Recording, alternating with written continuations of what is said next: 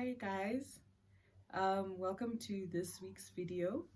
So we have decided to do or to talk about how to guard your marriage. We're just going to share a few pointers based on our few years of experience and what we've read and what we've seen and gone through.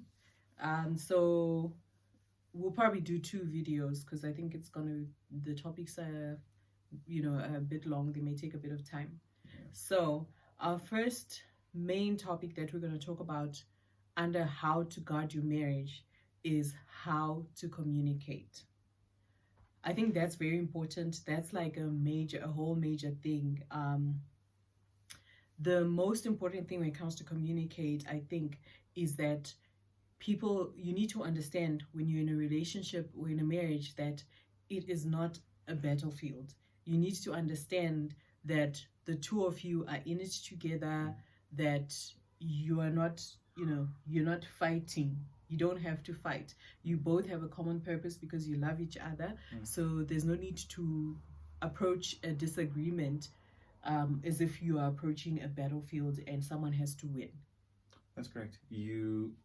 Essentially you are on one side of the team. So the two of you are a team, and you've got the same vision and goal that you guys have set. So arguments are going to happen, disagreements are going to happen. It's in how you disagree. You can do it respectfully. You don't have to be tone deaf. You actually need to realize that you're speaking to another adult, so you don't need to speak down to anyone. You don't need to sound the smart person. You're gonna act as if you actually have to behave in the way that you are playing for the same team, and this is your partner, and the way you communicate or the way you talk to them has to be respectful, and you don't need to belittle or speak down on anyone. So Yeah, I agree. And also when it comes to communication, what's important for me, and I've had to learn this, is how you need to know how to get through to your partner. So you can't just talk, like you can't just say I am upset and I'm angry and I'm gonna let him have it today. You need to be able to communicate effectively in a way that your partner will understand. If your partner understands facts, then try and speak in a factual way. Especially for us women, like just blubbering on and on and on and on and on. Men don't speak hormones, and they don't speak, they don't speak gibberish. We do. We can speak gibberish. We can just go on and on and on for days and we'll get each other. But men are looking for the main topic. What's the main point? What are you saying? What's the heading? Okay, you've said all of that to say what?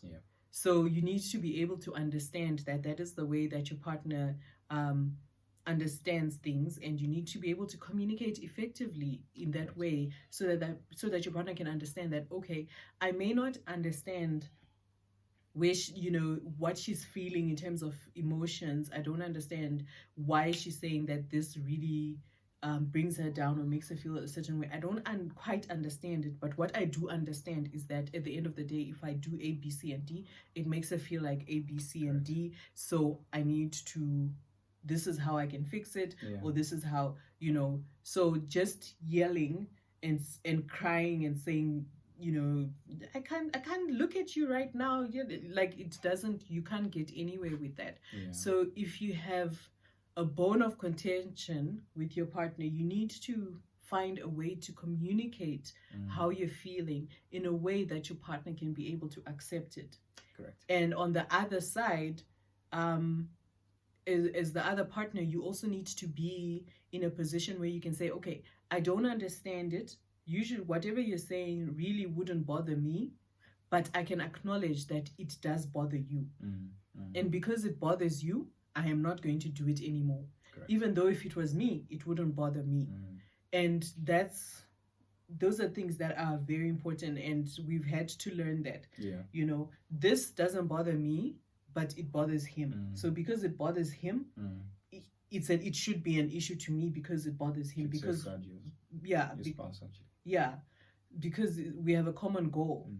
We have a common mission. So if he's not happy and he's bothered, I'm not happy and I'm bothered. So how, and if I have the opportunity, or if the power to change the situation is in my hands, then I should do what I can. Correct. To change the situation. Correct. So that he's happy and I'm happy, because Yeah. there's no point in me being happy and saying, yeah, so I did this and that, yeah, he's gonna get it. Like, what's the point of that? We're in it together. So you're one flesh. But I think what you touched on, which is very important, and that always needs to come out, is you need to know your person. You need to know what gets through to your person, and it comes with experience. It comes with spending time with them. But once you have mastered or figured that, I think you need to approach every aspect with that in mind. As you've said, if your person is an out of the box thinker, or your person is everywhere, you kind of need to approach it like that. If your person is factual and you need to, I don't know, build a business case or something like that, you might have to do that. But all you're doing is, you know how much this person means to you, and you're trying to safeguard what you are building, and you're trying to safeguard the peace that is in your relationship, the peace that is in your house. Going back to how we started this, it's a common field. It shouldn't even be a battlefield, because the battlefield has got a connotation of war. It's you playing for the same team, and therefore it should be out of you wanting to make sure that your partner is happy, and you speak to them in a respectful way, and you address issues in the best way that they understand them, and how they best relate or are best approached when you've got an issue. Yeah, because at the end of the day, there's no point in me winning, because if I win and you lose, we haven't won. Yeah. You know, we love each other, and we got into this marriage because we love each other. Correct. We have a common mission, so we need to win together, because together we are stronger. We need to win together. We need to be in it together. We cannot be a separate entity That's true. when we are one. Like it just, you know, so always, like you said something, but you said it, you know, I don't think it was loud, where guard your partner. So always guard your partner. Make sure you guard your, because there's no one else who's going to make sure that your partner is good. Correct. You know, Correct. No one at work is going to, well, make sure that you are safeguarding your partner, so that there is no room for someone at work to always be like, hey, are you okay? Is everything okay? Correct. Are you okay? Correct. No.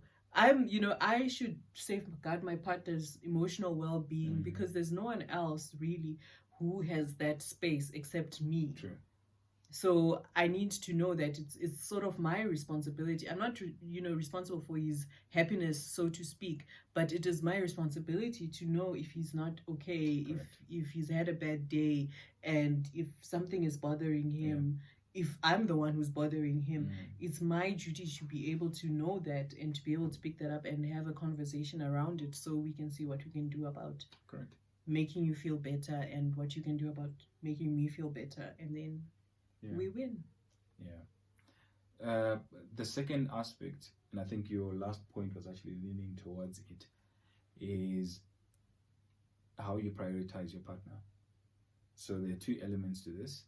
The love that I have for my wife and the love that I have for my children are two different kinds of love.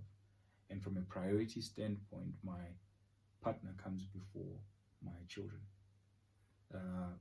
The love that I have for my wife and the love that I have for my siblings and my wife and my parents is also a separate kind of love.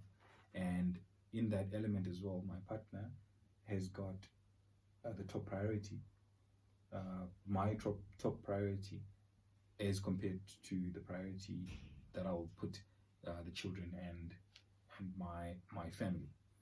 And you need to realize that, especially I'm going to speak from a husband's perspective, my duty to care is to my wife, and then followed by the kids. There is no way that if there is an argument or a misunderstanding between my children and my wife, I come in and I take over and I side with the kids. because you actually undermine your partner. Even if there's an issue between your partner and your siblings and or her siblings and your parents, your duty to care is to your partner. It's better to correct them when it's just the two of you than to correct them in front of everyone and you kind of make them look the fool. Yeah. So I strongly believe that my duty to care is first to you, and probably I'm comfortable in doing this because I've got a firm understanding of who I'm married to, and that I've given them the responsibility of knowing that they are my first priority and they'll never abuse that responsibility that I've given them. So it's easy for me then to give you that responsibility of being a priority or the first priority in my life, because I know you'll never use that to ill-treat the kids, to ill-treat siblings and family, to ill-treat anyone that then becomes second priority to you. Yeah, I totally agree. And my only 2 cents that I would add to that is, because it really annoys me when people talk about wives and mother-in-laws.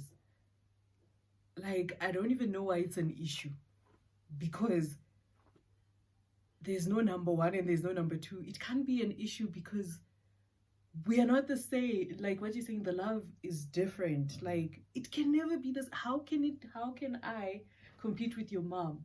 Yeah. It can't. I'm not your mother, and your mother is not Correct. your wife. Correct. We both have significant roles in your life that are completely different. Yeah. We can never compete. True. Because we don't have the same roles. That's correct. And I don't know why it's an issue. I really don't know why it's an issue. Who comes first, your mother or your wife? There is no who comes first, there's no who comes second. We all come first in our different ways, just like the kids will come first in their own way. Correct. There's times when you need to put the kids first and I can be second. There's times when we need to put your mom first and then I will be second this time. Like there's no number 1, there's no number 2, because we are different. We play different roles, and I really hope that my last 2 cents or the whole thing, our whole video is actually helpful. But that really just grinds my nerves. I just don't understand why people say you compete, because it's 2 separate topics. Okay, anyway, with that, we've come to the end of the first video. And then we'll cover 2 more topics in the next video. So until next time. Cool. Thank you.